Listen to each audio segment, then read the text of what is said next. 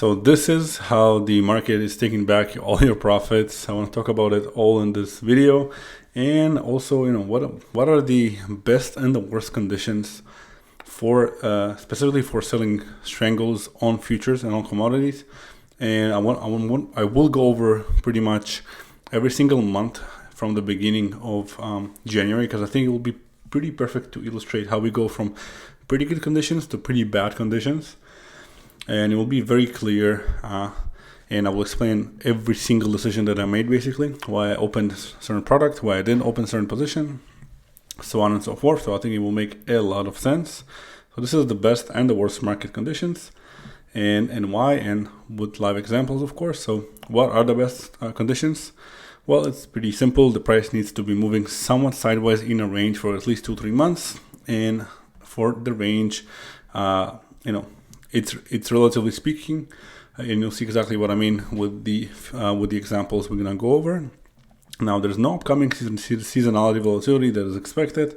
So you'll see with natural gas, for example, I don't trade it during the winter because it's known to be pretty volatile. So don't really want to risk it in the winter time. And there's the current supply and demand balance is very good, and there are no geopolitical tensions that can disrupt the balance. So this goes, for example, if we are looking at a potential gold position, but we know that at the end of the month there's something big coming that might affect gold, then obviously you don't want to enter a position on gold if that's the case. And this is an exact example, actually, that we will go over right away. And there's no upcoming major news events that might create volatility. So like reports, like seasonality reports. And again, we will go over each and every one of these. This is just to kind of give you an idea. But these are my pretty much key conditions that I'm looking at, and only when all conditions are, being satisfied to an extreme certainty, this is when I will open a position. So let's begin with gold. So this is gold. This is the beginning of this year. So January in 2025. So this is the the first day basically of the year, and this is the ideal range that I would want to get for my stop losses. Now, at this point, it's actually pretty easy to open a strangle.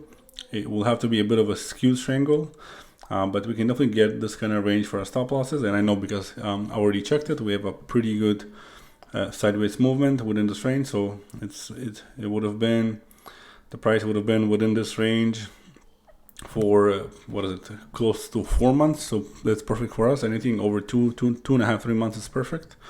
So it will be a pretty good position. Gold is kind of moving sideways, but at the same time, I know at that point we know that on on January 20th, Trump will officially step into into his new role as the president, and we know that I think it was January 29th. We have the Fed's rate decision that everyone is really expecting to see. What are they going to say? What is their outlook for the year? So, and I know that potentially there might be a lot of volatility depending on what the Fed say or what Trump might do, because gold is more of a currency. It reacts more to the market than rather than being a commodity that is reliant on supply and demand.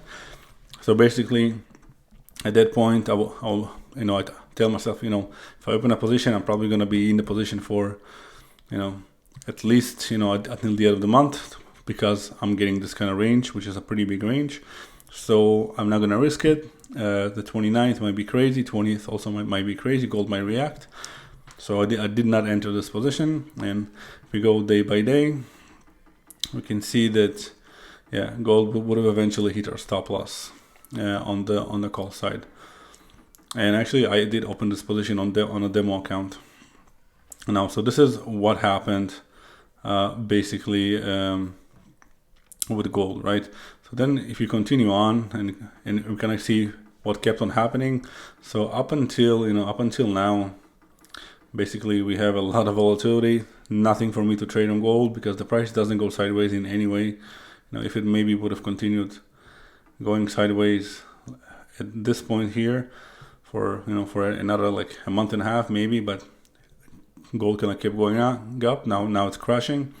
So this is why I don't have any positions on gold, and this is why the market conditions for gold were somewhat okay when we look at the technical side. So everything was within a range. But if you look at the fundamental side, we know there's a major upcoming news event, which is the Fed's the decision rating, or the rate decision, and their outlook for the entire year, which is known to be pretty can definitely move the market. Is I guess what I'm saying. So let's go back to, what is it? I already forgot how to select bar. So let's go to January, to the beginning of the year again, and let's go and look at copper for now. So copper, this will be my ideal range, and obviously copper is on the low side. So if the price would go and be somewhere in the middle, I would definitely want to open a strangle on the position. And now all of these positions, I either open them on demo or on a real account, so I know exactly how they worked out. But at the time, I'm not looking for anything. I want to see if copper can go to the middle, and then it will kind of bounce within this range. It'll be pretty good for me. So it kind of kept going up. So at this point was, even the day before, or whatever, or even here, doesn't matter, was a pretty good entry for the position. Again, you would have to skew the strangle just a little bit just to get this kind of range, but you can get this range with about probably 90 to 100 days to expiration.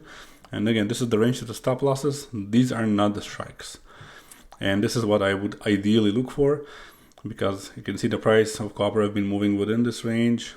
What is it? Since June of 2024. So it's been basically, 7 months or 6.5 months. So it's quite a bit.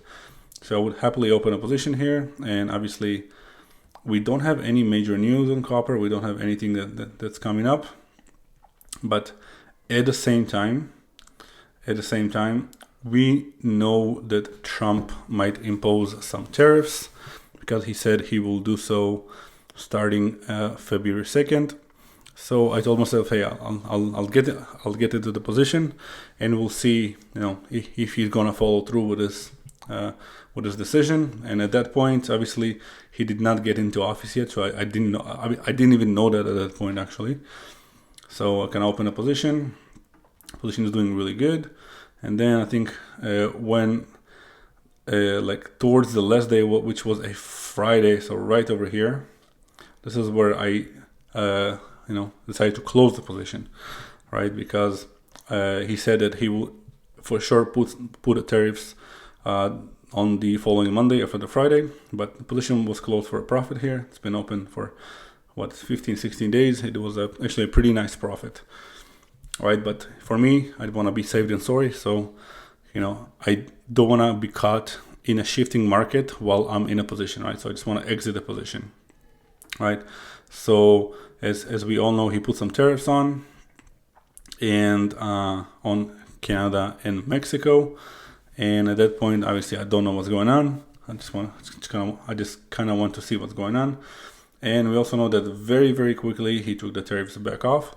Now, the tariffs on Mexico and Canada don't really affect copper. Copper is a commodity that is being produced by Chile and Peru. It's being mined in Chile and Peru, and China is the biggest single consumer of copper. So at that point, obviously, I don't know what's going to happen. I want to see what the price is going to do. But again, at this point, he postponed the tariffs until March, right? So, and at that point, the price kind of shot up. So, nothing that I can do at this point, right? I had my trade over here, and because I was safe than sorry, it worked out pretty good. And the price of copper actually went up quite crazy because of the fears of tariffs on China and how it will impact the price of copper. So as you can see, it just kind of went up, and then copper up until now, it's pretty similar to gold. It's kind of pretty crazy. It's not tradable neutrally, right? But this is how you can easily spot a potential change in market, in market conditions, right? So you just got to follow, because he announced he will do the tariffs. okay, I'm already in a position. That's okay. So let's see up until the last day. So he said he might most likely do it in the beginning of February. And then, on Friday I took the decision, okay, we need to take off the position, and you'll see it actually happens quite often with some of the other positions as well. So this is, from good market conditions to bad market conditions. Obviously, right now with copper, tariffs and all this kind of stuff, pretty crazy stuff going on. You can see on the graph. So even on the technical side, there's nothing to look at. And if there's nothing to look on the technical side, there's definitely nothing for me to kind of consider.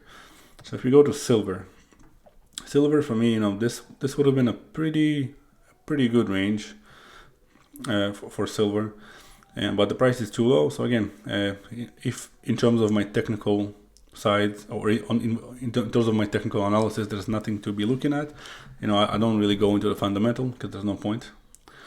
But if you kind of keep looking, and we can see that silver actually is going up, and we might be able to open a position a bit later, I think I ended up opening a position. I was able to get this kind of range, and I opened the position somewhere around the 9th. This is actually when I opened the position. And at that point, it was, I think, the 4th, 3rd Friday, January 3rd. I think it was the same. I think it was the 9th, the same day that Trump announced he will postpone the tariffs on Canada and Mexico. And what happened is, because Mexico is the single largest producer and exporter of silver in the world, right? So tariffs in Mexico are not a good thing. But when he announced he will postpone the tariffs, there was a good opportunity right the same day, which I don't remember what day it was. I can definitely check. I think it was the Monday. I don't remember 100%. Or no, sorry. This is January. Sorry, yeah, it was in February when I ended up opening a position on silver. But here was also a pretty good opportunity, because again, Trump was not in office at that point. And now I remember. And you could have easily profited on this position. Now the actual position that I opened, now I remember, it was right on Monday, February 3rd. And again, this is the day that Trump announced, hey, we're not gonna have or we will postpone the tariffs on Mexico and Canada. And this is the range that I actually got, right? And it was with 102 or 103 days to expiration. And then again, because he said he postponed the tariff until March, I said, well, okay, let's close the position right before the beginning of March. So it was right here. Position was closed for like 45% of credit. So it was almost full profit at that point. It was a pretty good position. And again, I want to see, what's going to happen. Is he going to hold the tariffs, and how the price will react to the tariffs, right?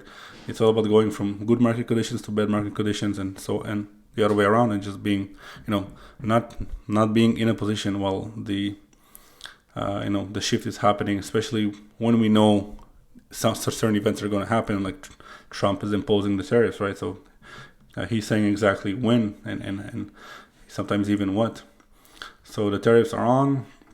Because the tariffs are on, I don't want to open any positions, and I just kind of, I want to see if maybe they get the some deal settled or whatever it might be, and then I can go ahead and kind of open a position. But there's no deal, and this is where we are right now, obviously. So again, there are still tariffs on Mexico and on many more other countries. On the technical side of things, there's nothing for me to look at. So these are basically bad market conditions currently. And someone that is trying to trade this market which is going to give all his profits back, all her profits back to the market, or trying to trade like not be saved in sorry. I guess this is the mentality that everyone should be looking for. And this is basically it was a pretty good trade. And then in March, I didn't have any trades actually because of all the tariffs, and then April so far, no trades as well. Now let's go into crude oil. So crude oil, let's select the bar here. So what did we have in crude oil? So crude oil, it was a pretty good range. The range was actually so big. It was since, what was it? I think it was since June of, oh no, actually the range was a bit smaller. It was this one.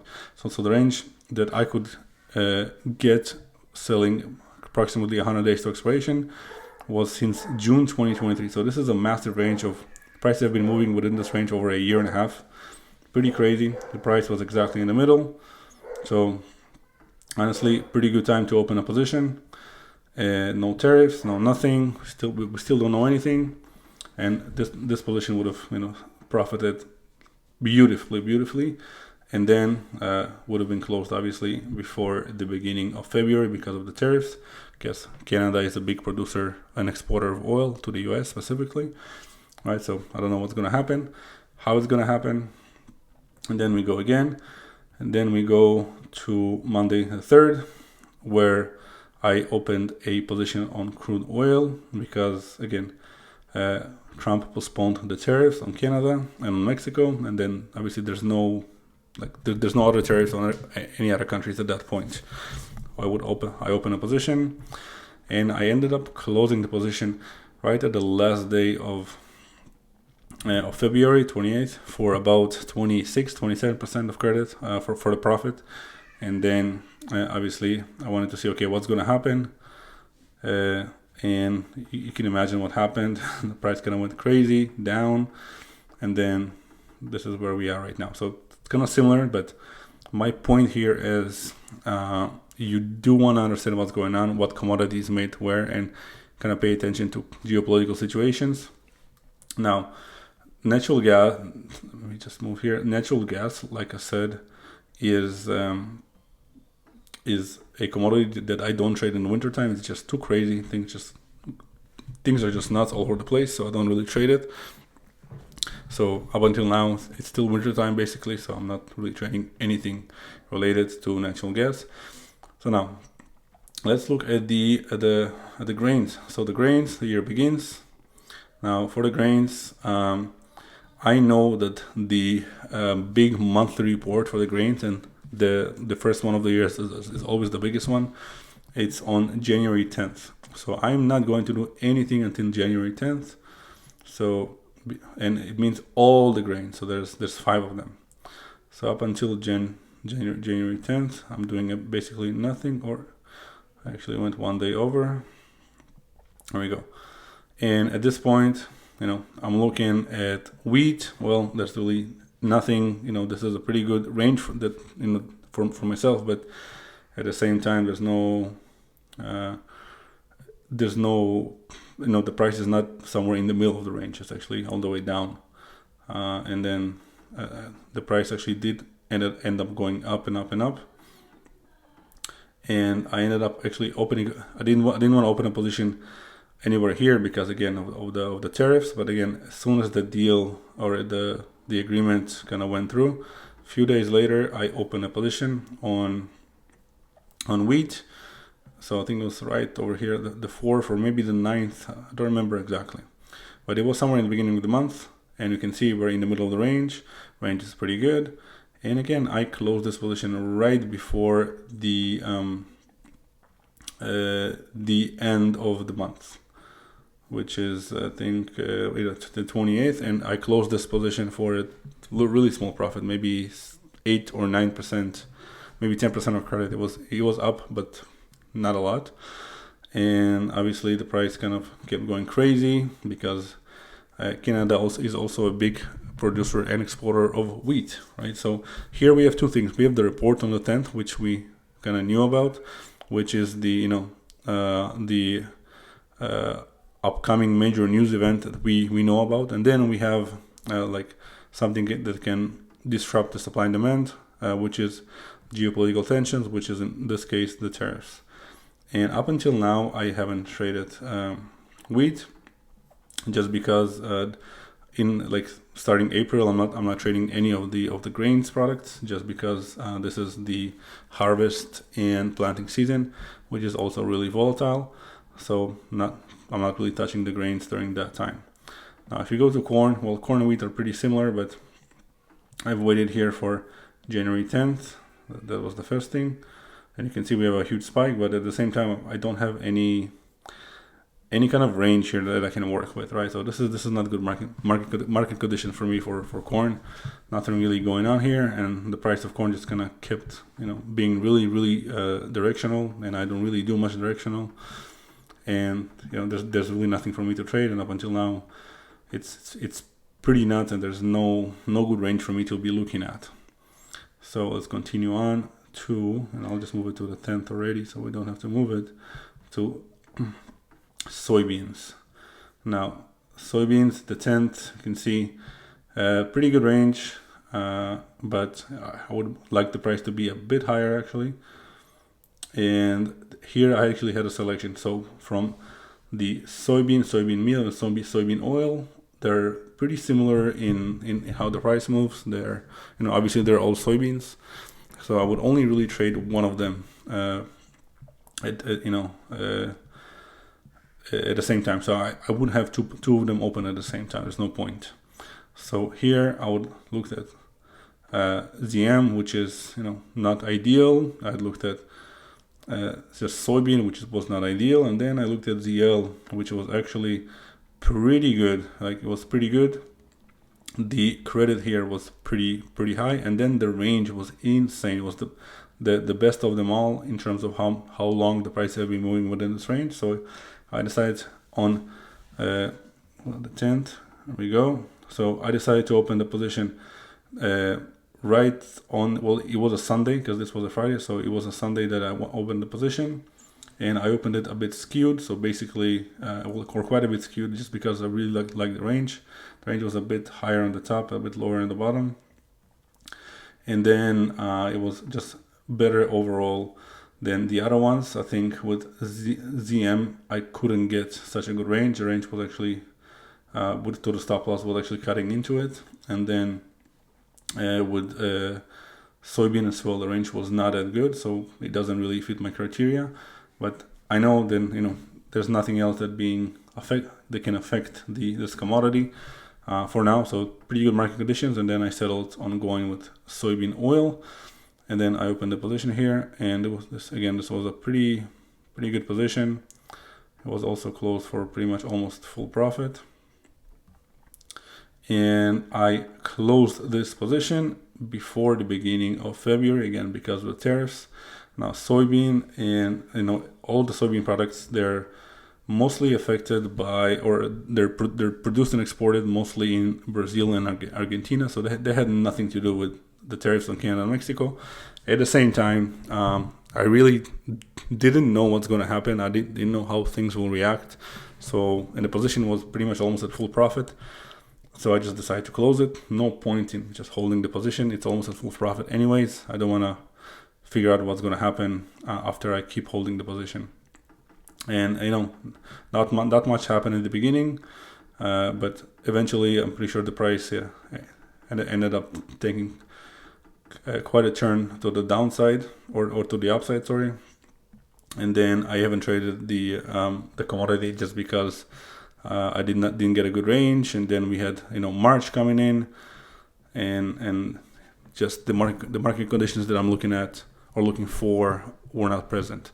So this is hopefully kind of gives you a good explanation as for what I'm looking at. So I'm looking at technical, the technical aspect first. Can I get a good range? If I skew the strangle maybe a little bit, how many DT do I have to go to, for how long the price have been moving within this range. And again, this is the range of the stop losses. These are not the strikes. This is really important. Strikes are, I think, maybe a little bit wider. Now, the strategy that I use, I think I explained it in many other videos. I'm also going to make a dedicated video on the strategy itself. But this is what I look for in the technical side. And then fundamental, I want to see, okay, do we have any reports that are coming out? Do we have any news events that are supposed to move the price, or that can create some kind of shift in the market? And last of all, do we have any geopolitical tensions? It might be conflicts like Russia and Ukraine, or it might be tariffs.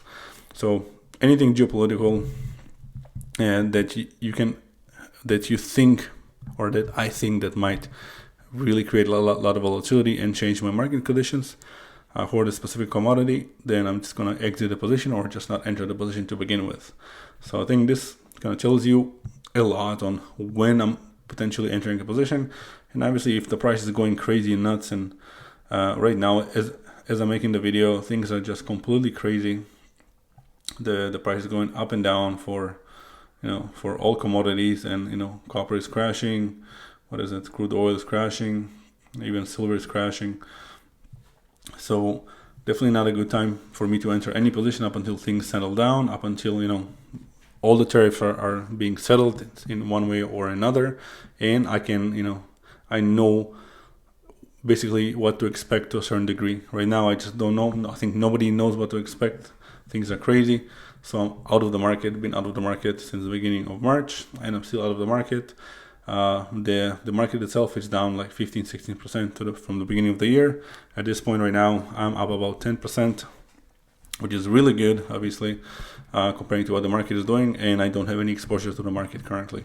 So hopefully this was a helpful video, and this is how you can potentially avoid giving your money back to the markets by really understanding what market conditions you need specifically for strangles, and I think I provided a pretty good explanation. So again, thank you so much for watching, and I will catch you in the next one.